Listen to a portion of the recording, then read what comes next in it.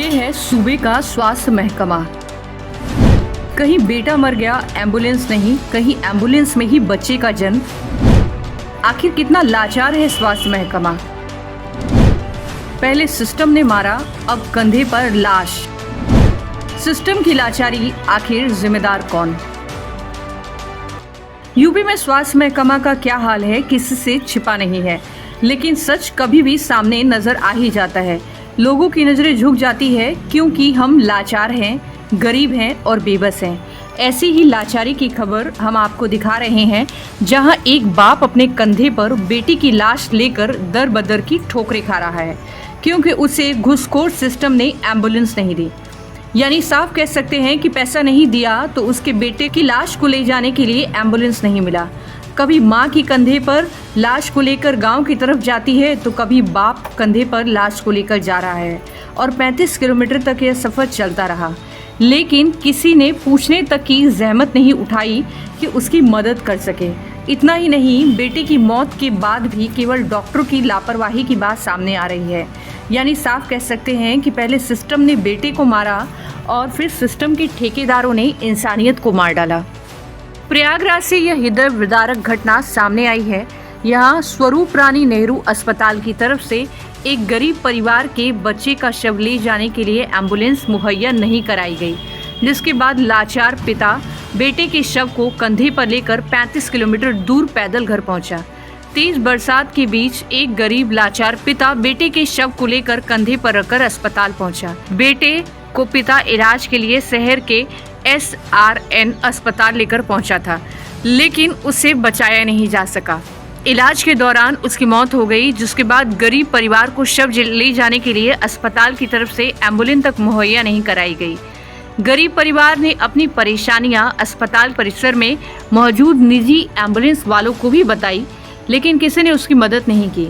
निजी एम्बुलेंस वाले किराया मांग रहे थे और बेबस बाप के पास किराया नहीं था, वो अपनी बेटी की लाश को घर तक ले जा सके।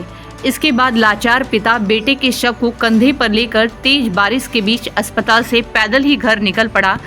SRN अस्पताल से कई किलोमीटर दूर एक यमुना का पुल तक पिता बजरंगी कंधे पर बच्चे का शव को लेकर जा रहा था।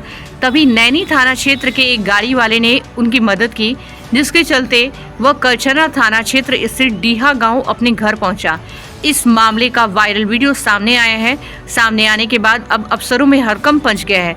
कमिश्नर प्रयागराज ने पीड़ित परिवार को आवश्यक सहायता उपलब्ध कराने की संस्तुति की है। बच्चे क्या नाम था आपके? कितने साल का था? 9 साल। तो क्या कार्रवाई हुई और क्या अभी तक आश्वासन मिला? अभी तक न जेई बर्खास्त हुआ, न जेई गिरफ्तार किया गया, जो कि तो तहसीलदार ने बोला। आप लड़के के कौन है? मेरे पिताजी। अच्छा, तो क्या यहाँ पे आश्वासन क्या दिया गया था? कोई नहीं आया, मैं तो अस्पताल लेके गया। आश्वासन दिया गया, पूरी सहायता। तो अस्पताल जब यहाँ पे पोस्टमार्टम के लिए ले गए थे तो वहाँ से कैसे क्या हुआ आपको? वहाँ से नहीं हुआ मेरे पास, वहाँ से पैदल लेके आए। एक वीडियो वायरल हो रहा है जिसमें जो है आप शव को लेकर अपने लड़के का, तो जो वापस आ रहे हैं तो आपको क्या एम्बुलेंस की सुविधा नहीं दी गई क्या? नहीं दी गई। तो क्या बोले वहाँ से? कोई कहीं पैसा दीजिए, मेरे पास पैसा नहीं रहा है। किस हॉस्पिटल में आप भर्ती किए थे? हॉस्पिटल के नाम भी नहीं। स्वरूप रानी नाम था आपके? स्वरूप रानी। तो ये कहाँ पे पड़ता है? ये प्रयागराज। तो जिस प्रकार से ये आपको ऐसे इस घटना का संबंध हुआ, इससे कोई प्रधान आपकी मदद करने आया या कोई आला अधिकारी? कोई सहायता नहीं, न प्रधान से, न विधायक, न सांसद। विधायक से भी बात हुई, सांसद कोई से नहीं भी बात मदद हुई। किया? नहीं, कोई नहीं आया। विधायक बोलता है कि गरीबों के लिए कोई निधि नहीं है, सांसद भी फीस निरंजन। तो आप पास गरीबों के लिए समय नहीं है। कौन सा गांव है? रामपुर समराहा। ये थाना कौन सा लगता है? करछना। और डीहा मतलब तहसील कौन सी है? तहसील करछना। जिला कौन सा है? प्रयागराज। तो आपका ये कौन सा बिजली विभाग का ये कौन सा पावर हाउस? ये घोड़री भीरपुर। घटना ऐसी सर, इसके पास पैसा नहीं था, गरीब था।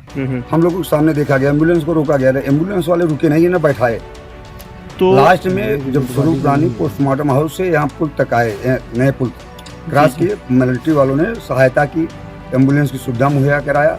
जबरदस्ती उसको रोका गया, चक्का जाम करके, तब उसको मतलब बैठाया गया, मरीज को, मृतक को, उसके पिता को, माता को। तो वहाँ से फिर वो गाँव तक। तो जो लड़का जो है लाइट से खत्म हुआ था, उसका क्या नाम था? शुभम। तो ये कैसे खत्म हुआ था? वो बिजली का जो स्टेट तार होता है पोल के पास, सब जो सपोर्टिंग के लिए होता है, उसको पकड़ने से उसमें करंट आ गया, उसी से खत्म हो गया। तो क्या प्रधान और कोई आला अधिकारी मदद किया? कोई सहायता राशि नहीं, न प्रधान द्वारा, न विधायक द्वारा, न सांसद द्वारा, तो न आपने- कहीं सुनवाई हुई। तो आपने कहीं फोन किया था? हाँ, फोन किया था, पीयूष निरंजन के पास मैंने फोन किया था, खुद फोन किया था। क्या है पीयूष रंजन यहाँ के विधायक हैं, करछना तो विधानसभा। क्या बोले आपसे? बोले कि मेरे पास समय नहीं है, मैं इसमें नहीं आ सकता। और किसके पास फोन और रीता बहुना जोशी जी से बात हुई मेरी, उन्होंने बोला कि गरीबों के लिए कोई निधि है ही नहीं, मैं कोई मदद नहीं कर सकती, न आज तक आई हो। तो एसडीएम साहब यहाँ पे आए थे कि क्या बोले आप? उन्होंने बोला कि जेई को मैं बर्खास्त करूंगा, जेल भेजूंगा, न आज तक बर्खास्त किया न जेल भेजे। तो क्या मुकदमा लिखा गया? हम FIR लिखा गया, एप्लीकेशन दिया गया है। अब वो नहीं बर्खास्त करेंगे, अगर नहीं गिरफ्तारी करेंगे तो थाने पर हम लोग चढ़ाई करेंगे, कल नहीं परसों। तो क्या FIR कॉपी यही है, उसमें लिखा गया है जेई और लाइनमैन की लापरवाही के कारण आया दिन घटनाएं होती रहती हैं। एक और वानगी आपको दिखाते हैं बस्ती की, जहां प्रसव पीड़िता को अस्पताल ले जा रहा एम्बुलेंस गड्ढे में फंस गया और प्रसूता महिला ने एम्बुलेंस में ही बच्चे को जन्म देने पर मजबूर हो गई।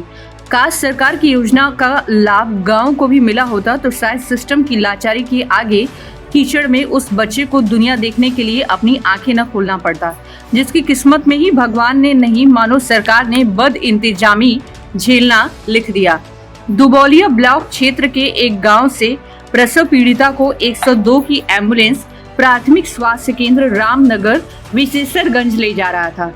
अस्पताल जाने वाली सड़क काफी खराब होने के कारण एम्बुलेंस गड्ढे में फंस गई, जिससे एम्बुलेंस की कड़ी मशक्कत के बाद भी निकाला नहीं जा सका। प्रसव पीड़िता महिला ने एम्बुलेंस में ही बच्चे को जन्म दे दिया। देख लीजिए कि पाठक साहब आपके सूबे के स्वास्थ्य मंत्री हैं, जिनके अस्पतालों के एम्बुलेंसों का क्या हाल है।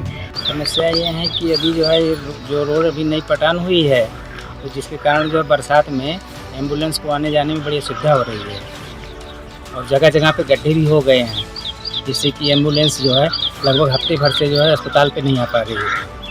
रोड ही बारिश में खोद के छोड़ दिया गया है और जगह जगह इतना गड्ढा हो गया है। अब आज एक डिलीवरी आ रही थी, उस रास्ते में गड्ढा की वजह से गाड़ी आ नहीं पाई और हमको जाके अस्पताल से दौड़ के रास्ते में डिलीवरी कराना पड़ा और बहुत समस्या थी। अगर खुद के साधन से आ जाता मरीज, हमको रात में रेफर करना पड़ता, तब भी नहीं वो साधन पाता है। और अगर आते भी हैं तो 500 मीटर दूर वहीं उतार देते हैं, बेचारे किसी तरह से आ जाते हैं। एक बाप को कंधे पर लाश ले जानी पड़ रही है तो एक प्रसूता को गाड़ी में ही डिलीवरी हो जाती है। सवाल यही है कि आखिर ऐसे बिमाऊ सिस्टम का इलाज कौन करेगा और ऐसे संवेदनहीन सरकारी मुलाजिमों पर गाज कौन गिराएगा।